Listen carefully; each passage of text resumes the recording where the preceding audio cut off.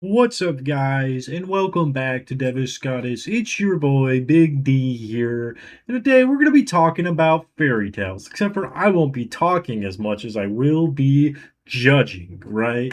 So I'm going to do a little tier list here of fairy tale characters that somebody made and on here that have the top tier be swag, fully convinced. I don't know what that means.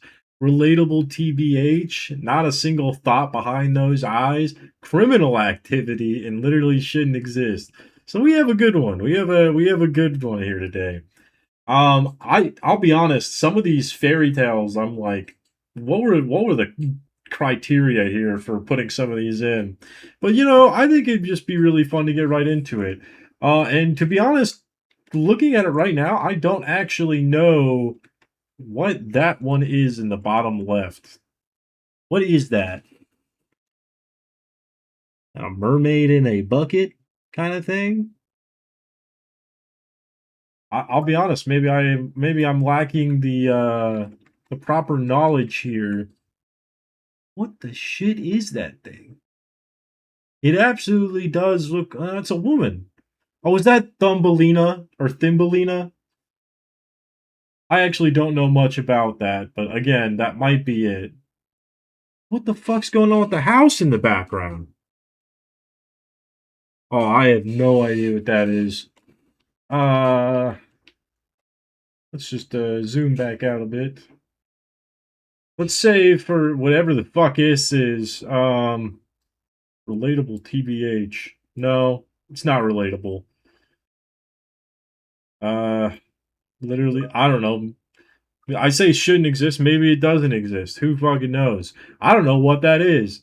Little Red Riding Hood. Now, I'm gonna say swag, right? No, see, that's the thing about this tier system. I don't know what the best thing is because none of these words make any sense to me. Like, what do you mean swag? What does swag mean? And I don't like the winky face. I don't think that's where Little Red Riding Hood should be. I'm gonna say relatable, TBH, because I think I'm wearing red, right? And she's cool, and she makes little cookies, and there's a wolf. I don't know, man. That feels relatable. The Cheshire Cat. That's not a fairy tale, it's a character. Maybe it's just the characters. I don't remember. I'm losing the plot on what this video is supposed to be very quickly. But let's just say it's the characters. Cheshire Cat. Pretty sure he does criminal activity. That sounds about right. The Easter Bunny. Yeah, that'll be criminal activity. That's where that'll go. Uh the gingerbread man. Um Not a single thought behind those eyes. He just runs as fast as he can. Uh, Goldilocks and the Three Bears. Okay, see, here's the thing. Now we're going back to it seems like the idea that we're talking about the stories and not the characters. I don't know. I guess maybe it's supposed to be something. I don't know. Uh, put them in swag. No, fully convinced. That feels right. Okay, I'll get this out of the way because I kept looking at him. Humpty Dumpty, I'll put in swag because look at that man. Look at his face. That man belongs in swag. Hansel and Gretel. Now, here's the thing about Hansel and Gretel. I actually liked them a lot more before I watched Hoodwink 2. But now that I've seen Hoodwink 2, I kind of hate it, and I hate them. And I'm going to say literally shouldn't exist. But if we're talking about Hansel and Gretel before I knew about Hoodwink 2, relatable TBH. I need a house. But no, I'm going to say literally shouldn't exist because they inspired Hoodwink 2, and that was horrible. Jack and his stocky bean. Um, yeah, I'd say it's pretty relatable. I could relate to a man that climbs a giant beanstalk and just wants to get a golden egg. Like, that sounds about right. Jack Frost. A lot of guys named Jack, huh? Jack and Jill, Jack and the Beanstalk, Jack Frost. A lot of guys jacking it over here. Um, I don't know. Fully convinced. I'll be honest. I don't really understand this tier list that I'm doing. Oh fuck me! What the fuck's this? What is that? Okay, it's horrifying. Um, don't know what it's supposed to represent. Mother Goose? Let's say Mother Goose. I don't know. Uh, Christ, I don't know, man. I'm so confused by this tier list. Um, all right, Robin Hood stealing from the rich, giving to the poor. That's relatable. I can relate to that. Rumpelstiltskin. That's a swag if I've ever seen one. Look at that man. So handsome. Santa Claus. Santa Claus actually kind of shouldn't exist. It's all just a whole thing, right? Because like the reason he exists is from a Coca-Cola like commercial, more or less, or at least this interpretation of Santa is. And then like before that, like I don't know, his whole thing was just like a thing. Go buy stuff for friends and family. It's not. I don't know if I say literally shouldn't exist. That might be a bit harsh on Santa. Uh, None of these are good tiers. Whoever made this tier list should be ashamed. Um, he's not relatable, but he doesn't have a single. He has thoughts, and he doesn't do criminal activity, and should probably exist. I don't know what this is, but I'm gonna say shouldn't exist because I can't be the big bad wolf because we have the big bad wolf right there, and we already grouped all the three bears and Goldilocks together, so we're not doing a single thing here. I don't know. I don't know what that is. The Tooth Fairy. Is there another wolf it could be referring to? Oh, you know what? We could say that's the big bad wolf from the Three Little Pigs. That's what we can say that is. And that's criminal activity. Tooth Fairy. She collects teeth? Um, here's the thing about the Tooth Fairy, right? Collecting bones is pretty cool. I'll put that in relatable. All right, everybody. Well, that was my fairy tale tier list. Was it a fairy tale's character tier list or was it a fairy tale tier list? That's for you to decide. Um, yeah, don't don't do stupid things and they won't make a fairy tale out of you. Once upon a time, there were two boys, Devon and Scott, who decided that each day of 2026 should be different. So every day of that year, the boys decided that they would be doing challenges in order to branch out and really see the world. Hello everyone, welcome to Devon Scotters, and today is the fairy tale video.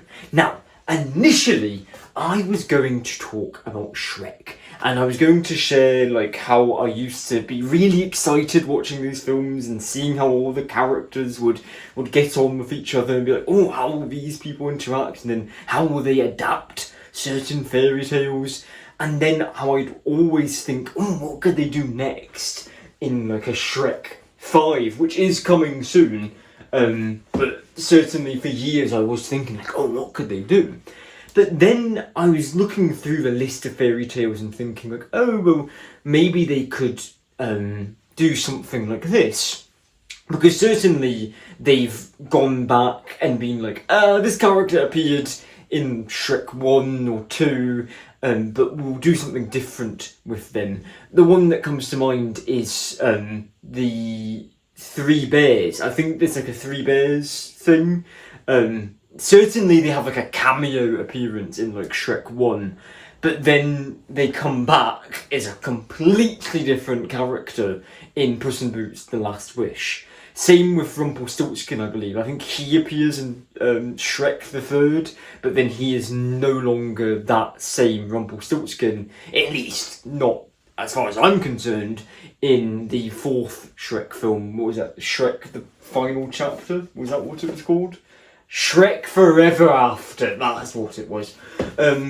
So I was looking at the list of fairy tales thinking like, oh, could they do like a Cinderella, which in fairness I feel like Cinderella is just the overall concept of Shrek. Certainly Shrek 2 with your Prince Charming and the spell will be set at this time.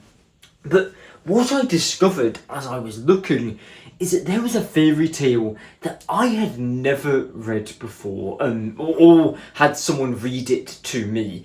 I had heard of it, but I just hadn't read it. So I thought it'd be fun if we were just going through it together and you were getting my live reaction reading the fairy tale, The Princess and the Pea. Right. Once upon a time, there was a prince who wanted to marry a princess, but she would have to be a real princess. Stopping it there, what is the definition of a real princess? Like, she has to be this tall, has to have long hair. Like, you've got to have your standard. You get what you get. He travelled all over the world to find one, but nowhere could he get what he wanted. Yeah, because his fucking expectations are too high. They were princesses enough, but it was difficult to find out whether they were real ones. What? There were always something about them that was not as it should be. Is it going to go on about this, or is it just going to leave it at that? So he came home again and was sad, for he would have liked very much to have a real princess. I agree, Mr. Prince. You know, I come home and I'm sad thinking, that date should have been spectacular, but it wasn't. One evening, a terrible storm came on. There was thunder and lightning, and the rain poured down in torrents. Suddenly, a knocking was heard at the city gate, and the old king went to open it.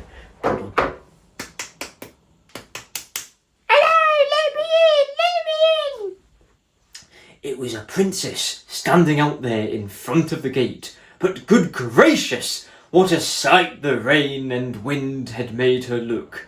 The water ran down from her hair and clothes. It ran down into the toes of her shoes. I hate my feet getting wet. And that's a terrible feeling, like stepping into a puddle. I will actually go home early if I've stepped into a puddle. Like, it's just terrible.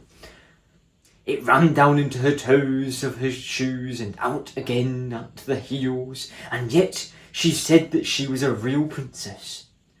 Well, we'll find out soon, thought the old queen. But she said nothing, went into the bedroom, took all the bedding off the bedstead, and laid a pea on the bottom. Then she took 20 mattresses and laid them on the pea, and then 20 eider-down beds. What's an eider-down bed? Please tell me. On top of the mattresses. On this, the princess had to lie all night. In the morning, she was asked how she slept.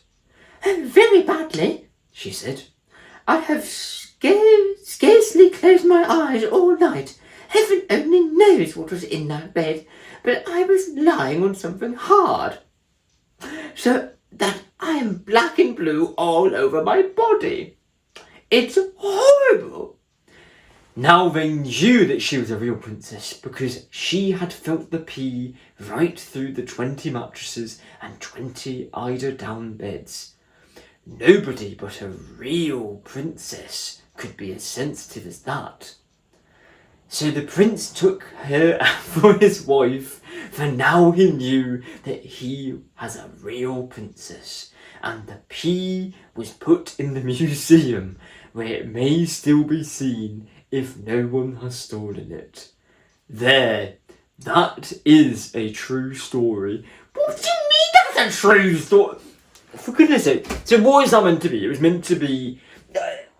okay, here was another idea I had for this video. It was going to be, what if I came up with my own fairy tale, and it was either going to be Devon Scottish related, and I basically did that with my, well, maybe not basically, I had a start to the fairy tale idea with the intro to this video, but it was going to be like a whole thing, but I was like, you know what, I don't know if I'll come up with anything original that isn't derivative, so I'll just leave it. But, like, saying that, one of the things I looked up was for a fairy tale story, you need to have some sort of moral, you need to have some sort of creature or something going on there. I mean, what was that a test of? It was a test of like, oh, can you feel a pee? More like, can you feel a penis?